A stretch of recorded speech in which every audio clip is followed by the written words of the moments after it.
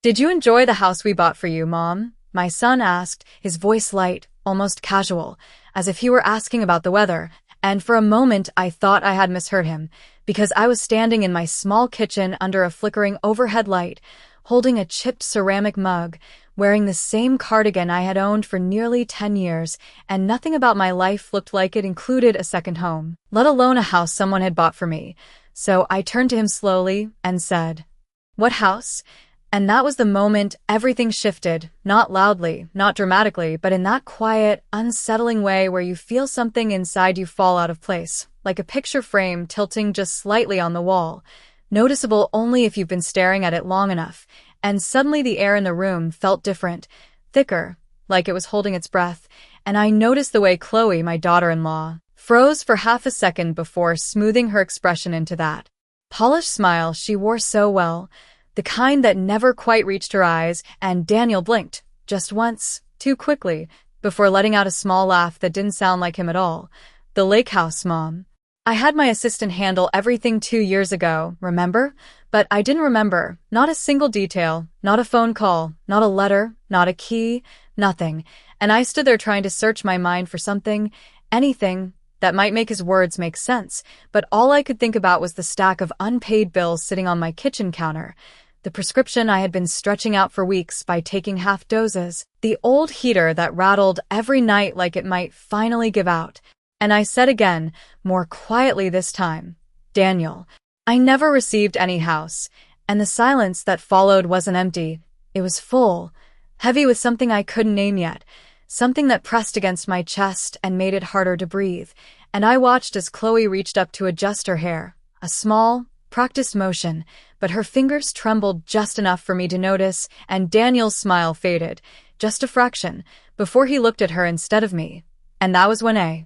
thought slipped into my mind, soft at first, almost harmless, something isn't right, and I didn't say it out loud, I didn't accuse anyone, I didn't even let it show on my face, because I've spent a lifetime learning how to hold my emotions steady, how to keep my voice calm, how to observe before I react, but inside, something had already begun to move, slowly, quietly, like a crack forming beneath the surface of ice. And I set my mug down on the counter, carefully, so it wouldn't make a sound, and I looked at my son. Really looked at him, noticing things I had ignored before, the way his attention drifted, the way his phone sat face up on the table like it was more important than the conversation, the way he avoided my eyes just a little too often, and I realized that this moment, this simple question about a house I had never seen, wasn't just a misunderstanding, it was the beginning of something much bigger, something that had been happening without me, around me, behind me, and I thought about the past 2 years, about the birthdays that had been shorter than usual,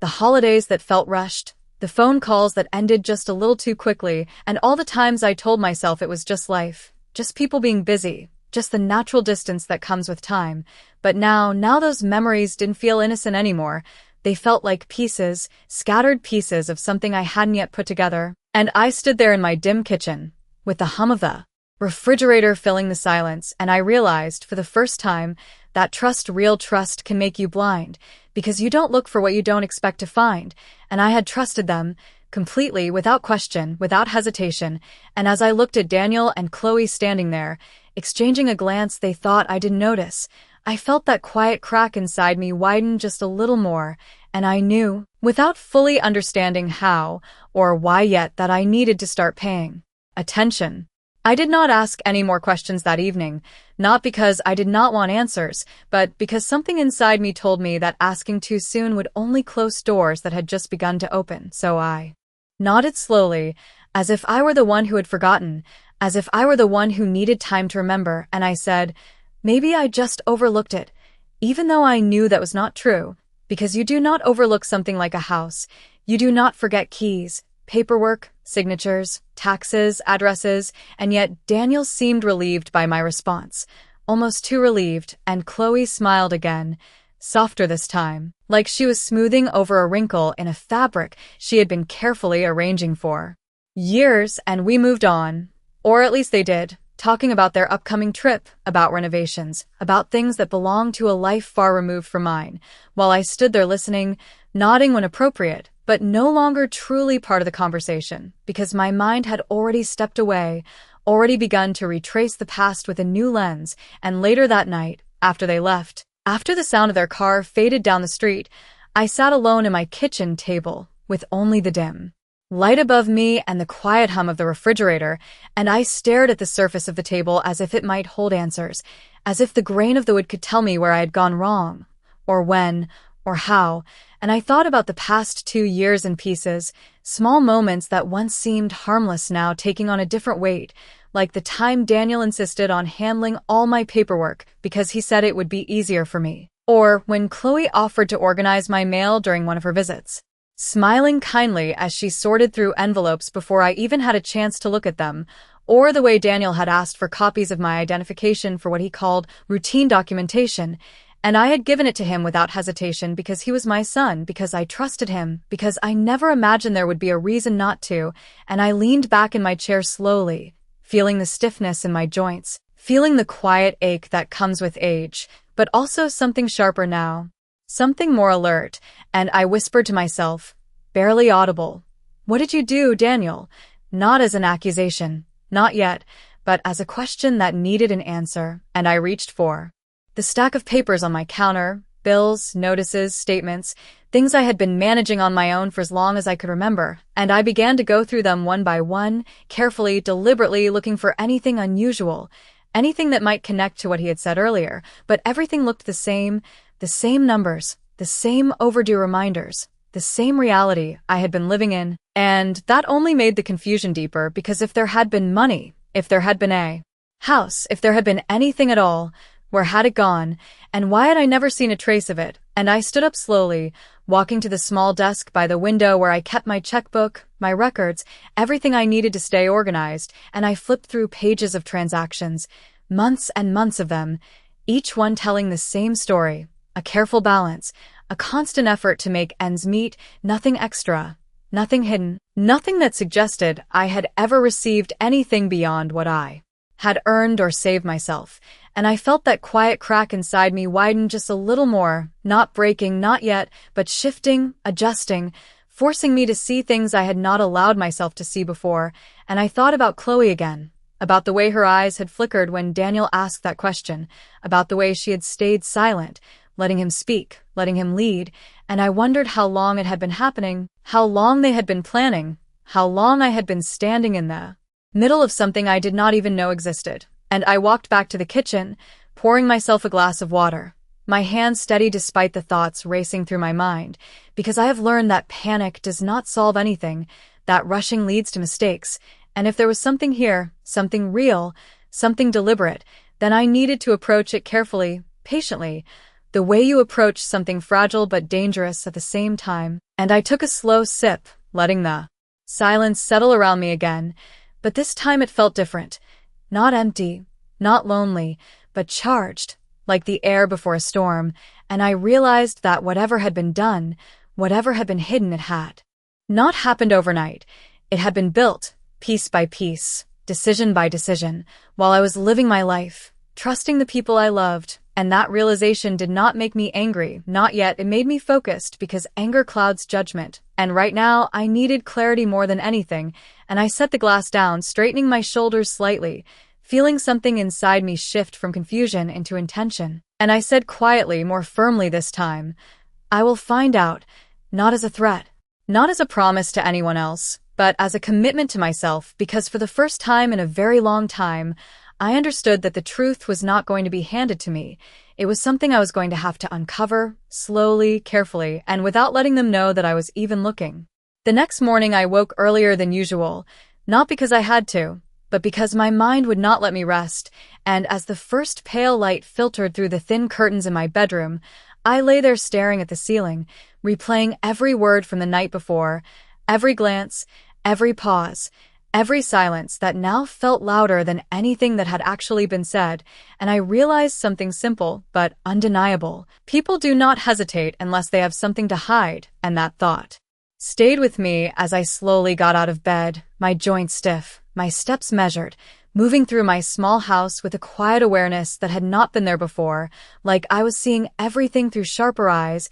and I made my way into the kitchen, the same kitchen where the conversation had happened, where a single question had quietly unraveled something I had trusted for years, and I stood there for a moment, looking around at the worn cabinets, the faded countertops, the kettle that took too long to boil, and I let the reality settle in again, because if what Daniel said was true, then my life did not match the life he believed I was living, and that meant one of two things. Either he was mistaken, or someone had made sure I never saw what was meant for me, and I reached for the kettle, filling it slowly, listening to the sound of the water as it hit the metal, steady, consistent, grounding. And I told myself to think carefully, not emotionally, because this was no longer about confusion, it was about patterns, and patterns do not lie. And as I sat down with my tea, I pulled out an old notebook from the drawer beside me, one I used to keep track of expenses, appointments, small details of daily life, and I opened it to a blank page, holding my pen for a moment before writing a single word at the top in clear, deliberate letters.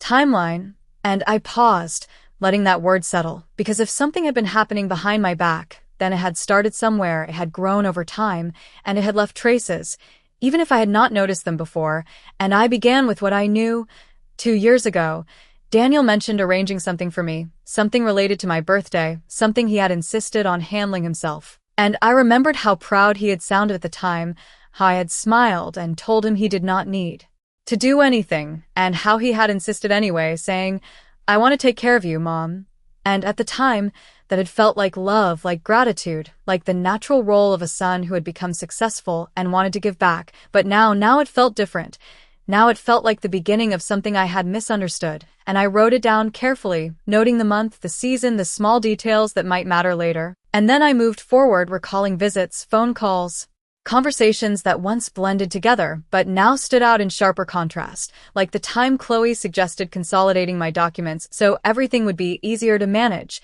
or when Daniel said he would handle some financial updates on my behalf because I should not have to worry about those things anymore. And I had agreed, of course I had, because I trusted them, because I believed that family meant support, not control. And as I continued writing, the list grew longer, not with dramatic events, but with small, quiet decisions, each one insignificant on its own, but together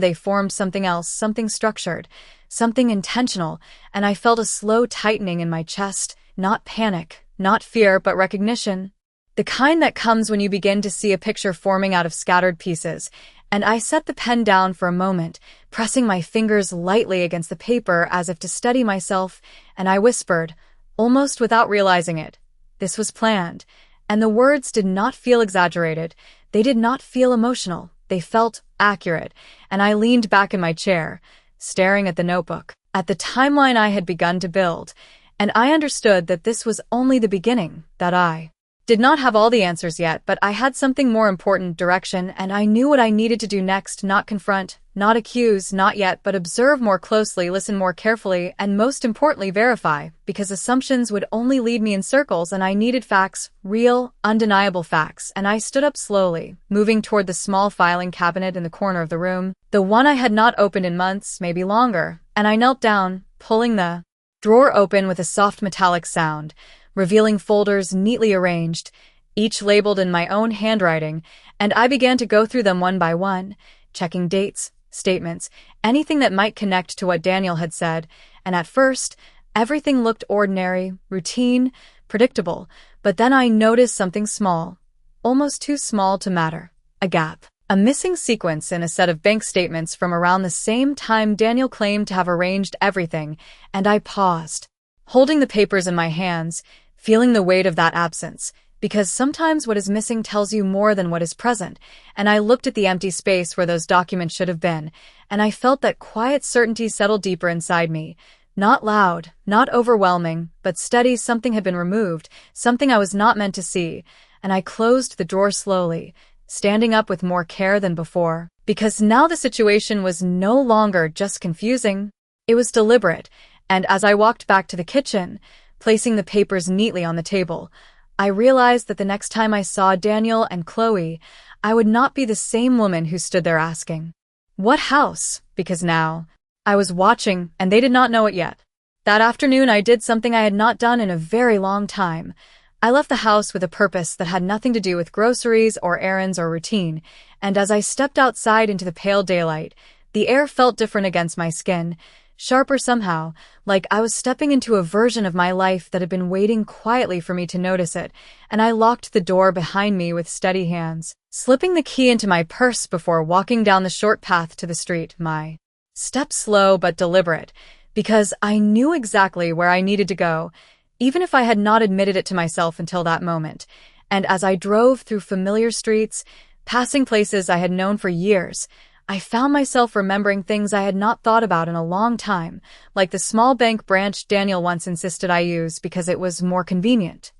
Or the way he had once offered to help set up online access for my accounts, saying it would make everything easier. And I had agreed, trusting his judgment, trusting his intentions, never questioning what access really meant. And now, as I pulled into the parking lot of that same bank, I sat in the car for a moment, looking at the building, feeling that quiet tension rise again. Not fear, not hesitation, but anticipation. Because I understood that whatever I found inside would either confirm my doubts or force me to face something even more complicated. And I stepped out of the car, closing the door gently before making my way inside, the soft hum of air conditioning greeting me as I entered, along with the familiar scent of polished floors and quiet conversations, and I approached the counter with a calm expression, offering a small smile to the teller as I waited my turn, my posture relaxed, my voice steady when I finally spoke, because outwardly, nothing had changed. I was still the same polite, composed woman I had always been. But inside, every detail mattered now. Every word, every response, every pause. And when I explained that I needed to review my account history from 2 years ago, the teller nodded, typing something into her computer before asking for identification, and I handed it over without hesitation, watching carefully as she verified my information, and then, after a few moments, she frowned slightly, not in a dramatic way, just a small shift in expression that most people might miss. But I noticed it immediately, and she said, "There are additional linked accounts associated with your profile, ma'am. Would you like me to pull those up as well?" And for a brief second, my heart skipped, just once, before settling back into a steady rhythm, and I tilted my head slightly, maintaining that calm tone as I replied, "Yes, please," as if I had expected that answer all along, even though I had not. And as she turned her screen slightly, scrolling through information that I could not fully see from where I stood, I felt that quiet certainty inside me grow stronger, because this was no longer just about missing statements or vague memories. This was something structured, something documented, something real. And the teller continued, explaining that there had been transfers, regular ones, scheduled payments, all linked under my name but managed through authorized access, and I listened carefully, not interrupting, not reacting too quickly, because every piece of information mattered. And when she mentioned that the authorized user had been added shortly before those transfers began, I already knew what name she was going to say before she even said it. And when she did, when I heard Chloe Brooks spoken in that neutral, professional tone, it did not shock me, not in the way it might have the day before, because by now I had already begun to understand the shape of what I was dealing with, and I nodded slowly, as if I were simply processing routine information, asking a few measured questions about dates, amounts, access permissions, all the things that would sound normal to anyone listening, but inside, everything was aligning, every suspicion, every small detail I had written down that morning, forming a clearer picture with each passing second. And when the teller offered to print out the records for me, I accepted, thanking her politely, taking the papers in my hands and feeling their weight, not just as documents, but as confirmation, as evidence of something I could no longer ignore. And I left the bank the same way I had entered, calm, composed, unhurried. But as I stepped back into the daylight, holding those papers in my purse, I understood something with complete clarity. This was never an accident. And as I walked to my car, unlocking the door and sitting behind the wheel, I allowed myself a single, quiet breath, not of relief, not of sadness, but of realization. Because now I knew not everything, not yet, but enough to move forward, enough to stop doubting myself. And as I started the engine, pulling out of the parking lot with steady hands, I felt that shift inside me again, deeper this time, stronger, no longer just awareness, but control, because they might have planned everything carefully. They might have assumed I would never notice, never question, never look closely enough to see what was happening, but they had made one mistake. They had assumed I would stay the same.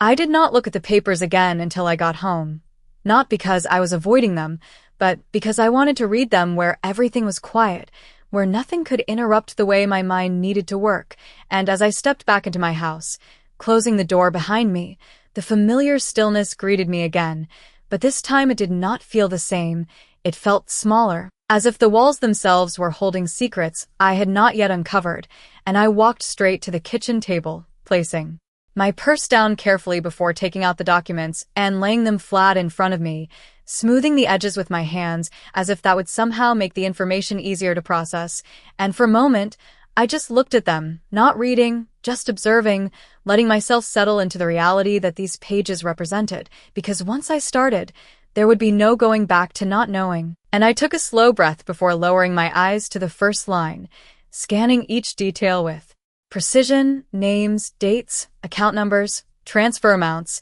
everything laid out in clean, impersonal text. But behind that text was something deeply personal, something that had been happening in my name without my knowledge. And as I moved from one page to the next, I began to see the pattern more clearly. Monthly transfers, consistent amounts, never large enough to draw attention on their own, but significant when viewed together, stretching back nearly 2 years, and I felt a strange sense of calm settle over me, not because the situation was acceptable, but because it was now understandable. And understanding brings a kind of clarity that panic never can. And I traced one of the entries lightly with my finger, noting the date, the destination account, and the authorization attached to it. And there it was again. Chloe Brooks, listed not as a recipient, but as an authorized manager, someone with permission to move funds, to direct payments, to act on my behalf. And I sat back slowly, letting that sink in, because permission meant something had been signed, something had been agreed to, and I knew I had never knowingly given that permission, which meant it had been obtained another way, through documents I had trusted Daniel to handle, through processes I had not questioned. And I closed my eyes for a brief moment, not in frustration but in recognition, because this was not just about money, it was about access, control, and intention. And when I opened my eyes again, I continued reading more carefully now, looking for anything that might connect the transfers to something tangible, something I could verify beyond these statements. And that was when I saw it, a reference to a property account, tied to the same timeline, the same authorization, the same pattern of management, and my hand stilled on the page as I read the address. Unfamiliar, completely unfamiliar, yet clearly associated with me, with my name, my identity, my supposed ownership. And I whispered softly, almost without thinking, so it does exist. Not with excitement, not with relief, but with a quiet acknowledgement of truth, because the house Daniel had mentioned was real. It had been purchased, it had been maintained, but not for me. Not in any way I had ever experienced. And I leaned back in my chair, staring at the address, as if it might reveal more just by being looked at long enough. And I realized that everything fit now: the missing statements, the authorized access, the controlled flow of information, all of it designed to keep me unaware while still using my name as the foundation. And I let out a slow breath, feeling that steady clarity deepen into something stronger, something more defined, because now I was no longer searching for answers, I was holding them, and the question was no longer what happened, but why, and more importantly, what comes next. And I gathered the papers into a neat stack, aligning them carefully before placing them back into my purse, not hiding them, not rushing to act, but simply organizing, because this was not a situation that required immediate confrontation. It required strategy. And as I stood up, walking to the sink to rinse my glass from earlier, I caught my reflection in the small window above it, and for a moment, I paused, looking at the woman staring back at me, noticing something different in her expression, something sharper, more focused, not broken, not defeated, but aware, fully aware. And I gave a small nod, almost imperceptible, as if acknowledging that change, and I turned away, drying my hands slowly, because the next steps would matter. Every decision, every word, every action, and I could not afford to move too quickly, not when they believed I knew nothing. Not when that belief was my greatest advantage, and I walked back to the table, picking up my phone and scrolling through my contacts until I found a name I had not called in years. Someone who had once handled legal matters for my late husband. Someone who understood documents, permissions, and the ways people use them, and I hesitated for just a second before pressing the call button, not out of doubt, but out of respect for the moment, because this was the point where quiet awareness began to turn into deliberate action. And as the phone rang, I stood there in my small kitchen, surrounded by the life I had built piece by piece, feeling that calm determination settle fully into place, because whatever they had planned, whatever they believed would remain hidden, was no longer out of reach. And for the first time since that question had been asked, I felt something shift completely. I was no longer reacting, I was preparing. I held the phone to my ear as it rang, once, twice, 3 times, each tone stretching just long enough to make me consider hanging up, but I did not, because I knew that hesitation now would only slow down something that had already gone on for far too long. And when the line finally clicked and a familiar voice answered, older, steadier, unchanged in a way that felt almost grounding, I felt a small shift inside me, not relief, but alignment, like I had reached the next step exactly when I was supposed to, and I introduced myself calmly, explaining who I was, reminding him of my late husband, of the years he had handled our legal matters, and there was a pause on the other end before recognition settled into his tone, warm but professional, and he said my name slowly, as if confirming it, and asked how he could help, and I did not rush into the details, I did not unload everything at once. Instead, I spoke carefully, choosing each word with intention, explaining that I needed to review documents that had been signed on my behalf over the past 2 years, that I had reason to believe certain permissions had been granted without my full understanding, and there was another pause, shorter this time, followed by a shift in his voice, more focused now, more attentive, and he asked a few direct questions, dates, types of documents, whether I had copies, and I answered each one as clearly as I could, glancing down at the papers spread across my table as I spoke, grounding my words in facts rather than assumptions, and when I mentioned the authorized access, the transfers,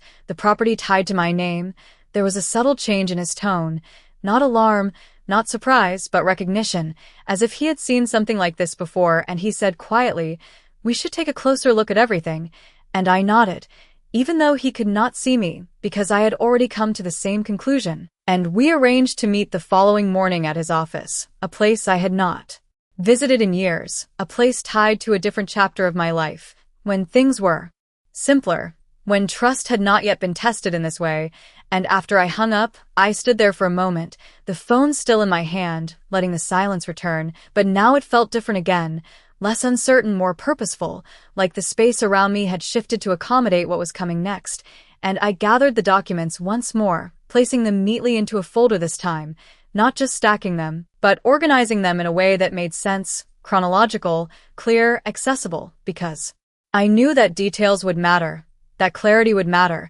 that I needed to present everything without emotion, without confusion, just facts. And as I worked, I found myself thinking about Daniel, about the boy he used to be, the way he would come running into the house after school, dropping his backpack by the door, calling out for me with that easy, open voice, and I wondered, not for the first time, when that changed, when that openness became distance, when that trust became something else entirely, and I did not dwell on it, not because it did not matter, but because right now the past was not where my focus needed to be, the present was, and the future even more so, and I closed the folder, placing it on the table before stepping back, looking at it as if it were something separate from me, something objective, something that would speak for itself when the time came. And that night, I did not sleep as lightly as I had the night before, but I did not lie awake either, my mind no longer circling the same unanswered questions, but instead moving forward, considering possibilities, outcomes, what could be proven, what needed to be confirmed, and when morning came,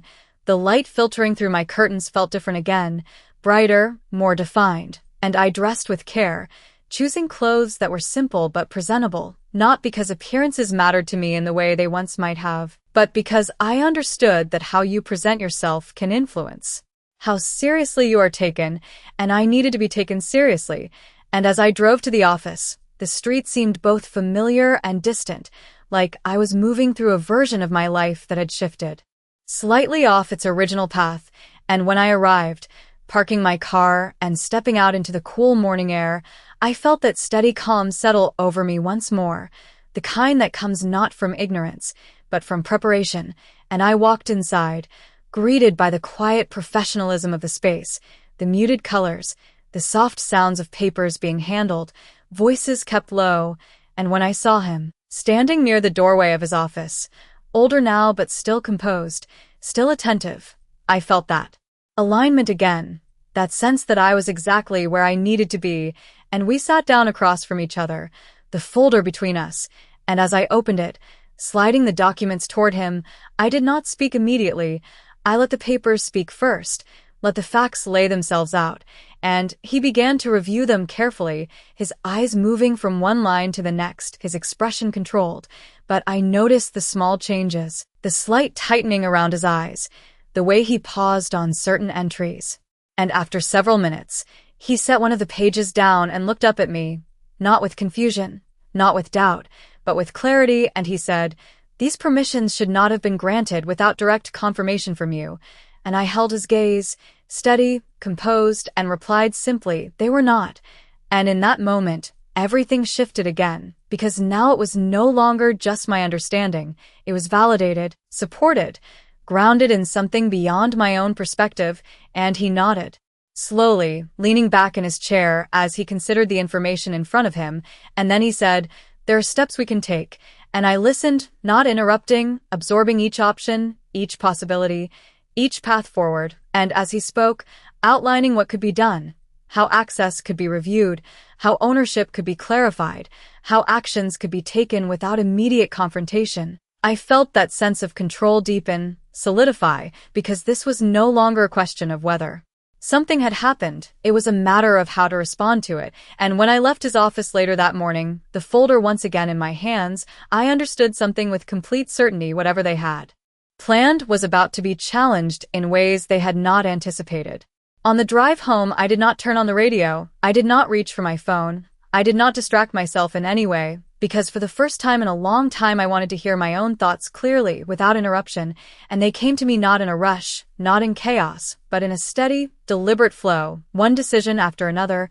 each one building on the last, and by the time I pulled into my driveway, I already knew exactly what I needed to do next, not in broad terms, not in vague intentions, but in specific, controlled steps, and as I stepped out of the car and walked toward my front door, I felt something settle fully into place inside me, something firm, something unshakable, and when I entered the house, setting my keys down in the same spot I always did, I allowed myself one brief moment to stand still, to take in quiet, to acknowledge the space that had always been mine, and then I moved forward, because this was no longer about what had been taken, it was about what I was going to reclaim, and the first part of that was silence. Not the kind of silence that comes from fear or avoidance, but the kind that comes from control, from choosing what to reveal and what to keep hidden. And I picked up my phone, scrolling through my messages until I found Daniel's name, and I typed a simple text, nothing unusual, nothing that would raise suspicion. "Dinner this weekend?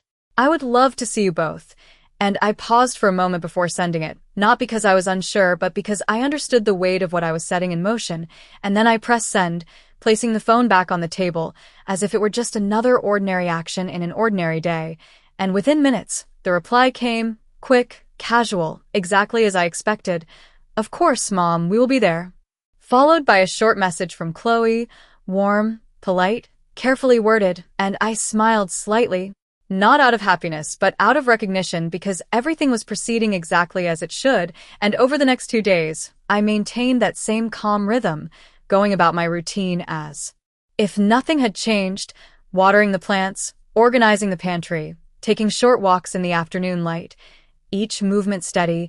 each action deliberate, because consistency was important, because any sudden shift would be noticed, and I needed them to believe that I was exactly who I had always been, someone who trusted, someone who did not question, someone who accepted what she was told without looking too closely, and yet, beneath that surface, everything was different, every detail sharper, every interaction observed with a level of awareness that had not been there before, and when Saturday evening arrived, the house was prepared in the same way it had been for years, the table set neatly, the soft glow of warm lighting filling the room, the familiar scent of a home-cooked meal lingering in the air, creating an atmosphere that felt safe, welcoming, unchanged. And as I stood in the kitchen, placing the final dish on the counter, I caught my reflection briefly in the window, and I saw it clearly now. The difference, not in my appearance, but in my presence, in the way I held myself, in the quiet certainty behind my eyes. And when I heard the sound of a car pulling into the driveway, I took a slow breath, not to steady myself, but to mark the moment, because this was where observation would become confirmation. And I walked to the door, opening it just as Daniel and Chloe stepped up, greeting them with the same gentle smile I had always given, the same warm tone in my voice, because nothing about this moment needed to feel different to them. And as they stepped inside, complimenting the smell of the food, making small talk about their week, I listened carefully, not just to what they said, but to how they said it, the rhythm of their voices, the ease or tension in their movements, the small glances they exchanged when they thought I was not looking. And we sat down at the table, the three of us, in a setting that had once felt simple, uncomplicated, but now carried a different weight, a quiet undercurrent of something unspoken. And I served the meal, passing dishes, asking polite questions, maintaining the flow of conversation, all while watching, always watching. And it did not take long to notice the patterns, the way Daniel avoided certain topics, the way Chloe subtly redirected conversations when they drifted too close to anything related to finances or long-term plans, the way they both seemed comfortable, almost confident, in the belief that nothing had changed. And I let them have that belief. I let it settle, I let it grow, because the more certain they felt, the less guarded they became. And at one point, Daniel leaned back slightly, glancing at Chloe before speaking. "We have been thinking about expanding some of our investments," he said casually, as if it were just another piece of conversation. And I nodded, encouraging him to continue, and he did, outlining ideas, mentioning properties, opportunities, things that would have sounded impressive to anyone listening, but to me, they sounded familiar in a different way now, connected to the information I already had. And I asked a simple question, carefully placed: "That sounds interesting. Are any of those under my name as well?" And the effect was immediate, subtle but unmistakable. A brief pause, a flicker of something in Chloe's eyes, a slight shift in Daniel's posture, and then the recovery, quick, practiced. "No, Mom, nothing like that," he said, his tone light, dismissive, but just a fraction too quick. And I smiled softly, as if satisfied with the answer, as if the question had been nothing more than curiosity, and I let the conversation move on. Because I did not need to press, not yet. I had already seen what I needed to see, the hesitation, the awareness, the confirmation that they knew exactly what they were doing. And as the evening continued, I maintained that same calm presence, that same steady rhythm, allowing them to relax again, to slip back into their assumptions. And when they finally stood to leave, thanking me for dinner, promising to visit again soon, I walked them to the door with the same warmth I had always shown, watching as they stepped out into the night, their figures fading as they walked to their car. And I stood there for a moment after they left, the door still open, the cool air brushing against my face, and I closed it slowly, turning back into the house with a quiet understanding that settled deep within me.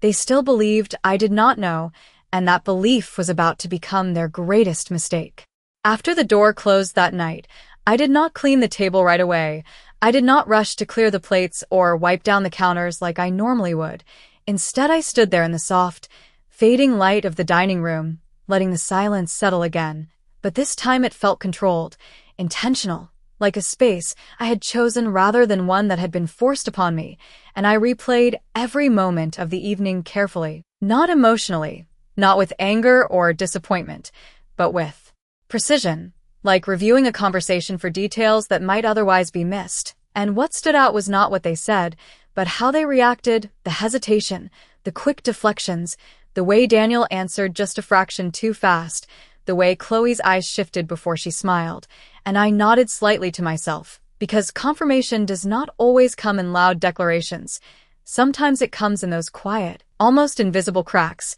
And I began clearing the table slowly, each movement steady, my mind already moving ahead, already considering the next step, because observation alone was no longer enough. it was time to guide the situation, to create conditions where the truth would reveal itself more clearly. And over the next few days, I made small adjustments, nothing obvious, nothing that would draw attention, just subtle changes, like mentioning in passing during a phone call that I had been thinking about updating my estate documents, or casually bringing up the idea of organizing my financial records,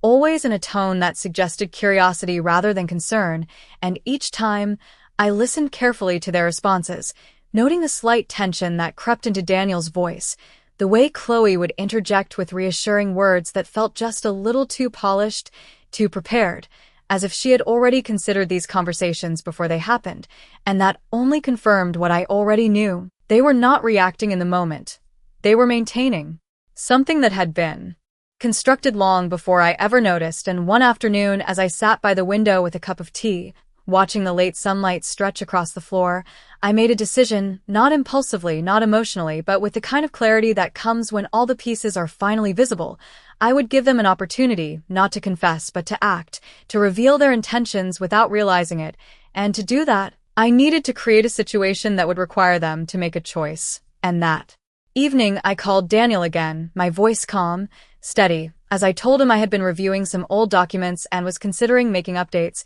that I might need help organizing everything. And there was a brief pause on the line, almost imperceptible, before he responded with immediate enthusiasm, offering to come by, to assist, to handle things for me, just as he had before. And I agreed, thanking him, setting a time for the following afternoon. And when I ended the call, I sat there for a moment, letting that familiar pattern settle into place, because it was exactly what I expected, the willingness, the eagerness even, to step back into a role that had given him access before. And the next day, I prepared carefully, not just the space, but the details, placing a selection of documents on the table, some real, some deliberately incomplete, enough to appear genuine, enough to invite involvement, but not enough to give anything away. And when Daniel arrived, Chloe with him, their presence filled the house in the same way it always had, familiar, comfortable, unchanged on the surface, and I greeted them warmly, guiding them to the table where the papers were laid out,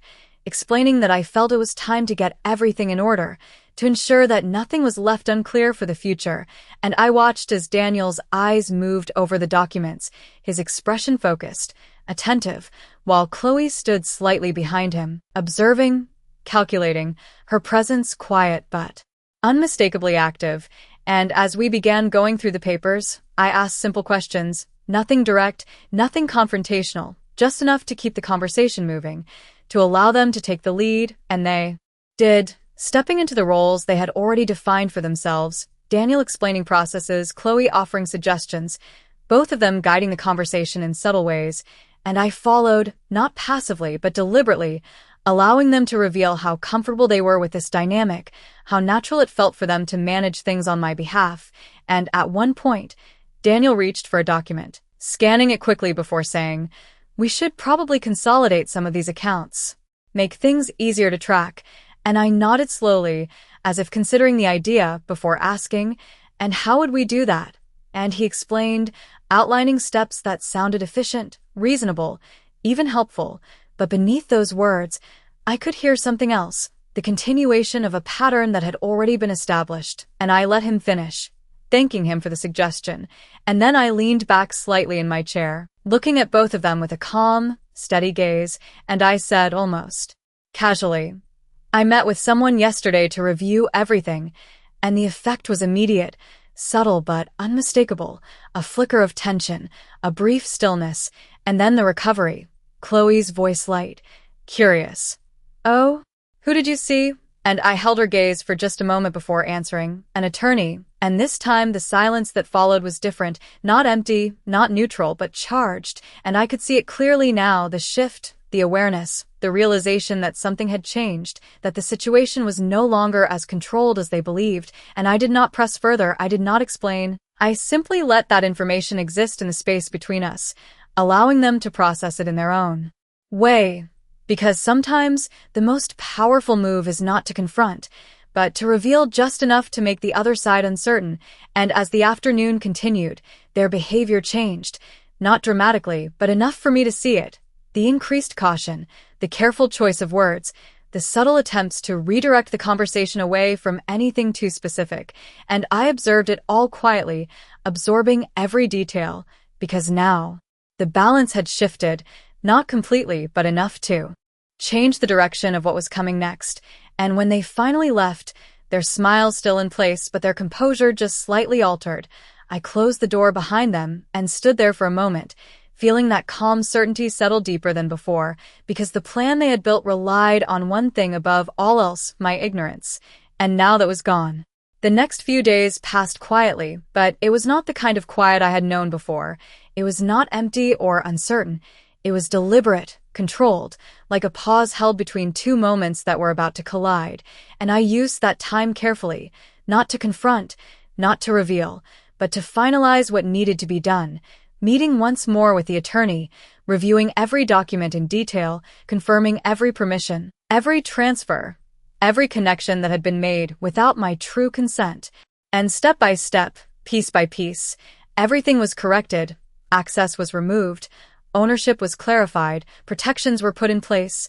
all without a single call, a single message, or a single hint to Daniel or Chloe, because surprise is not about shock. It is about timing, and timing, I had learned, was everything. And when it was finally ready, when every detail was secure, when every piece of the situation had been turned back into something I controlled, I made one final decision, not out of anger, not out of revenge, but out of necessity, because some truths cannot remain unspoken, and some actions require acknowledgement. And that evening, I invited them back again, the same way I had before, with a simple message, a casual tone, nothing that would suggest anything beyond another quiet dinner, and they accepted just as easily, just as confidently, because they still believed the same thing they had always believed that I did not know, and when they arrived, everything looked the same, the table set, the lights warm, the air filled with the familiar comfort of routine, and I greeted them with the same calm smile, the same gentle presence, because this moment did not require drama,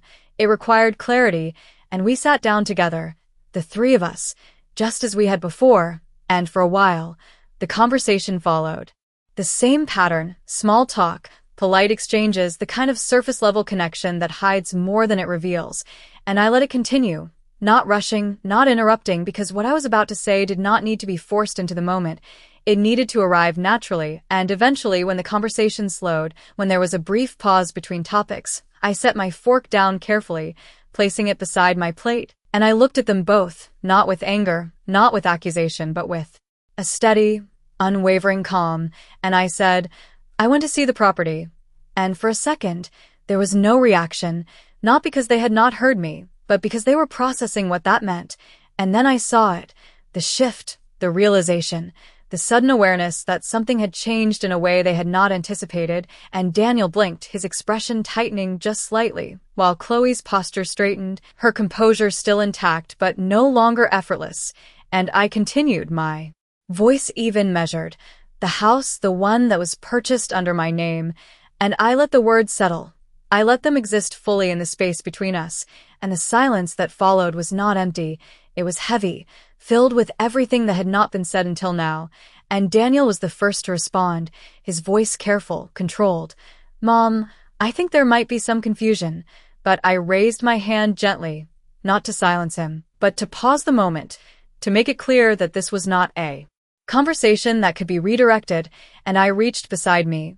picking up the folder I had placed there earlier, sliding it across the table toward them, and I said quietly, there is no confusion, and I watched as Daniel hesitated before opening it, as Chloe leaned slightly closer, her eyes scanning the pages quickly, recognizing the information, the details, the evidence that had once been hidden now laid out clearly in front of them, and I did not need to explain, I did not need to point out each line, each transaction, because they already knew, they knew exactly what they were looking at, and for a moment, neither of them spoke, and that silence said more than anything else could have, and I leaned back slightly in my chair, maintaining that same calm presence, because this was not about overpowering them, it was about removing the illusion they had relied on, and after a few seconds, Daniel closed the folder, his hands resting on the table, his eyes no longer avoiding mine but meeting them directly, and there was something different in his expression now, not just discomfort, but understanding, and he began to speak again,